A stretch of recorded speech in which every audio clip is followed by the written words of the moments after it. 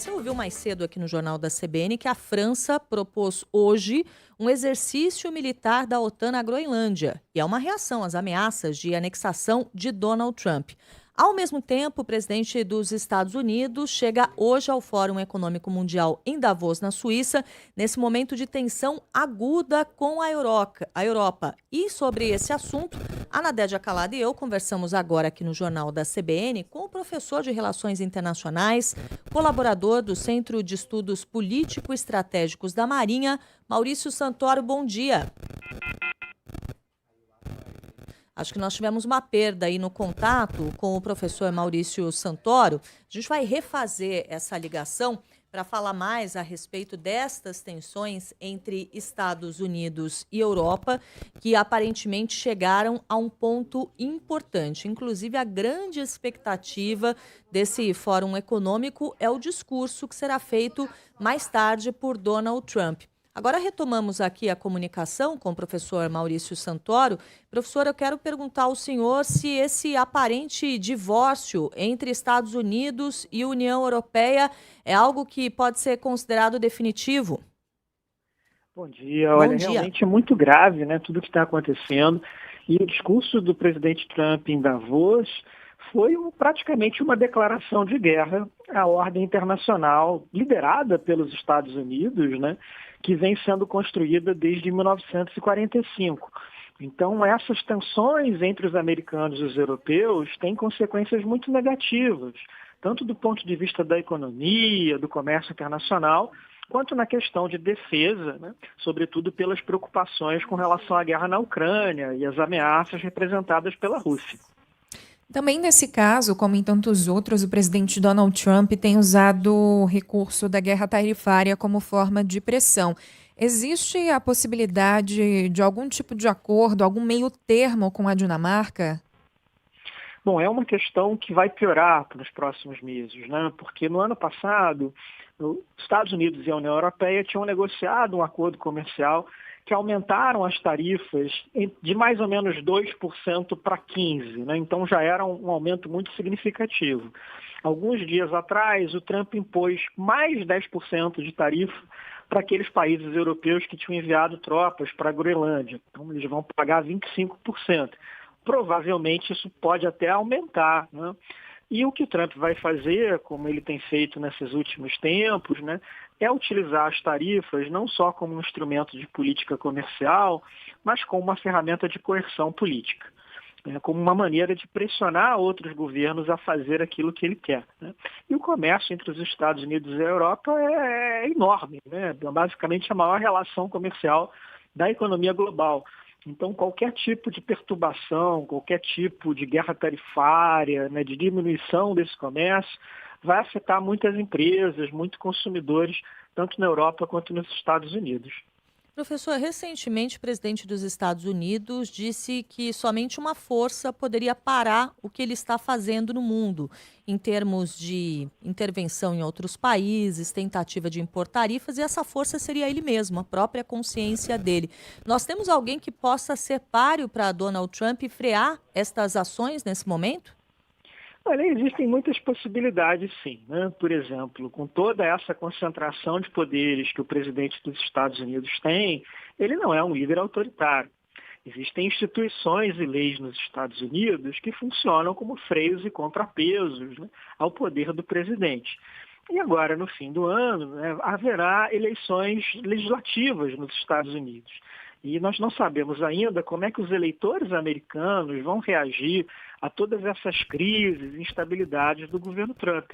Mas existe a possibilidade de que eles votem na oposição, né? De que eles fortaleçam o Partido Democrata e que o Partido Republicano perca uma dessas maiorias que ele tem atualmente na Câmara dos Deputados ou no Senado, o que tornaria a vida do Trump um pouco mais complicada, né?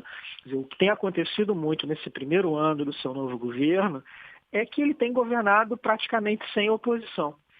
O Congresso não exerceu um papel de moderação que poderia ter ocorrido caso houvesse ali um Partido Democrata mais engajado, mais dinâmico, né, mais ativo em tentar impor barreiras ao Trump. O Trump argumenta que se não fizer algo na Groenlândia, a Rússia ou a China vão tomar conta do território. Por outro lado, a chefe da diplomacia europeia, Kaja Kallas, disse que esses rivais estratégicos se beneficiam da crise entre Estados Unidos e União Europeia. Como ficam Rússia e China nesse contexto? Bom, o que nós temos visto no mundo nos últimos anos, né, é o retorno de grandes tensões geopolíticas entre, de um lado, o bloco dos Estados Unidos e da União Europeia e, de outro, o bloco da China e da Rússia. Né? Então, isso se manifesta na guerra da Ucrânia, nas tensões em torno de Taiwan. Né? Agora, olhando essa crise da Groenlândia da perspectiva russa, né, é um cenário ideal para Vladimir Putin, né, porque ele está às voltas com 4 anos de guerra na Ucrânia, uma série de impasses militares, né, não consegue avançar no campo de batalha, mas ele está vendo essa enorme cisão política, né, essas enormes tensões dentro do seu grupo de oponentes. Né? Então, cada vez mais os europeus e os americanos não conseguem se entender. Isso é muito bom para a Rússia. Isso é bom também para a China, né, que vai ganhar mais a liberdade de ação, vai também tentar explorar, sobretudo do ponto de vista econômico, essas divergências dos Estados Unidos com a Europa. Né? Então, eles estão bastante bem. E, embora a Groenlândia realmente seja um território que ganhou importância nos últimos anos, né, ela não é nem de longe um interesse central para a segurança dos Estados Unidos. Agora, professor, o chefe da OTAN está tentando baixar a tensão entre o presidente dos Estados Unidos e a Europa. Ele propôs que a crise em torno da Groenlândia seja resolvida com diplomacia ponderada e que o foco da OTAN seja agora não a Groenlândia, mas a guerra na Ucrânia. Como que fica a OTAN neste cenário que nós temos hoje? A OTAN é a maior aliança militar da história, né? Ela tem atualmente 31 países. E ela se vê às voltas com essa enorme crise que é a guerra na Ucrânia. No mês que vem, esse conflito vai fazer 4 anos. Né? Num cenário ainda de total impasse, sem perspectivas de resolução. Né? E é óbvio que uma guerra tão longa provoca também muitas divisões dentro da aliança. Né? Existem países na Europa para quem a Rússia é uma ameaça essencial. No meu caso, da Polônia, da Alemanha, das nações do Báltico. E outros países europeus, como a Itália, a Espanha, que estão mais distantes, né? Para eles é mais importante ali a questão do norte da África, do fundamentalismo islâmico. Né? Então, existem essas divisões, essas diferentes visões de mundos na OTAN. E a principal preocupação hoje é dos europeus com os Estados Unidos. Se a Europa ainda pode contar com um compromisso americano com a sua defesa, com um certo nível de estabilidade, de diálogo, né, nos Estados Unidos. Isso hoje está muito colocado em dúvida por conta desses comportamentos erráticos do Donald Trump. Né? E não só dele, né? Quer dizer, vai haver muito medo na Europa no futuro, independente de quem seja o presidente dos Estados Unidos, da possibilidade de que esse tipo de comportamento se repita. E ainda sobre isso, eu queria te ouvir, Maurício, sobre as declarações dadas por Trump ontem no discurso por ocasião do primeiro ano de mandato dele. Ele disse que fez mais pela OTAN do que qualquer outra pessoa, viva ou morta, e que o grupo não é muito forte sem a presença dos Estados Unidos. Bom, quanto à primeira parte dessa afirmação, né, acho que a gente tem que colocá-la na conta, né, desse enorme sentimento do presidente Trump de querer ser muito admirado, de estar sempre buscando prêmios, né, de uma maneira de hipérbole, né, sempre do exagero. Agora, a segunda questão, ele tem uma certa razão, né? Quer dizer, o que é a OTAN sem os Estados Unidos? Né? Seria, sem dúvida, uma aliança militar ainda muito poderosa, muito influente, mas formada majoritariamente por potências regionais na Europa, no Oriente Médio, como é o caso da Turquia. Né? O que faz a diferença para a OTAN é ter uma superpotência como são os Estados Unidos.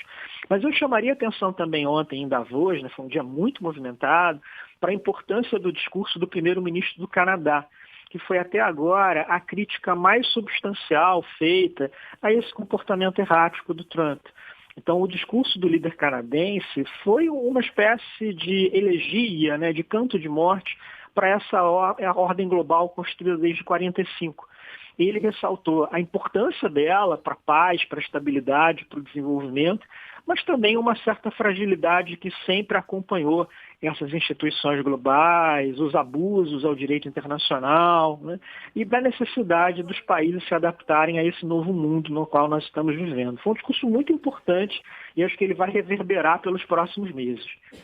Professor, nós temos também uma outra questão que é separada desses temas que nós estamos tratando, mas de certa maneira acaba interferindo, que é a criação por Donald Trump do tal Conselho da Paz para a reconstrução da faixa de Gaza. Ele está convidando países a participar e até agora as respostas têm sido bastante cautelosas. E isso reflete também essa crise dos Estados Unidos com a Europa, né? Também, né? Quer dizer, há uma perplexidade com relação à proposta do Conselho da Paz. Primeiro porque o Trump está cobrando o ingresso, né, de $1 bilhão para participar desse conselho, que é alguma coisa que eu nunca vi em nenhuma organização desse tipo. Segundo, porque ele se autodeclarou com poder de veto sobre qualquer decisão tomada pelo Conselho, né? E ainda não está claro qual seria o papel dos grupos palestinos, dos movimentos sociais árabes, né, na administração daquele território em Gaza, ou se é que esses movimentos teriam alguma voz nisso tudo.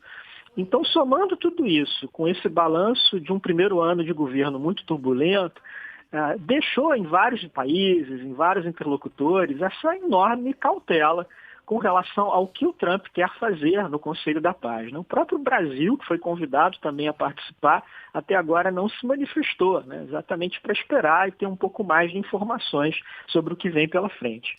Esse interesse do Trump pela Groenlândia e a escalada de ações foi muito rápida, né, professor? E agora com essa iniciativa preparatória, em alguma medida retaliatória da União Europeia, isso corre o risco de despertar Trump para ação de vez? Porque no caso da Venezuela a gente viu um pouco isso, né? A situação foi escalando, até que o estopim foi uma dancinha de Nicolás Maduro. Na Venezuela foi algo mais grave, mais profundo do que simplesmente o comportamento do Maduro e aquele tom de deboche que muitas vezes ele tinha dos Estados Unidos, né? Quer dizer, a gente teve toda a construção ali de um poder militar no Caribe que começou em agosto e foi até dezembro, janeiro, quando se realizaram ali aquelas grandes operações contra Caracas, né, contra o governo venezuelano. No caso da Groenlândia, o Trump tem falado nisso desde a campanha presidencial, então também não é um interesse que começou há 10 minutos, mas até agora não houve nenhum tipo de mobilização militar dos Estados Unidos no sentido de colocar em prática essas ameaças do Trump de ocupar aquele território, né? Agora, o que aconteceu também ao longo do último ano é que o Trump teve uma série de vitórias, né, políticas, diplomáticas, oriundas de ações militares muito rápidas e decisivas, como foi o caso dos 2 dias de bombardeio contra o Irã, em junho, e agora essa recente operação militar na Venezuela, que culminou na captura do Nicolás Maduro, né? Foi uma ação que durou algumas poucas horas. Então isso também deixou o Trump muito confiante na ideia de que ele pode usar o poder militar, de que ele pode usar a força bélica dos Estados Unidos, ou simplesmente a ameaça de utilizar esse tipo de ataque, né, para conseguir aquilo que ele quer de um ponto de vista político. E, em paralelo a essa crise na Groenlândia, a gente tem uma mobilização militar nos Estados Unidos no Golfo Pérsico, né, porta-aviões que estão se dirigindo para lá, e provavelmente em 1 ou 2 semanas isso pode representar ali um novo ataque contra o Irã, agora motivado pela questão da repressão política iraniana contra os manifestantes, essa grande onda de protestos no país. Então tem muita coisa acontecendo no mundo, né? E o Trump tem esse estilo muito instável, né, de simplesmente criar essas crises, jogar essas ideias no ar e ver como é que os seus parceiros, os seus interlocutores vão reagir a elas, né? E é um mundo em que ser aliado dos Estados Unidos, como são os europeus, é quase tão perigoso quanto ser um adversário do país, como é o Irã e a Venezuela. Quero agradecer muito a participação ao vivo conosco aqui no Jornal da CBN do professor de Relações Internacionais, colaborador do Centro de Estudos Político-Estratégicos da Marinha, Maurício Santoro. Até uma próxima oportunidade.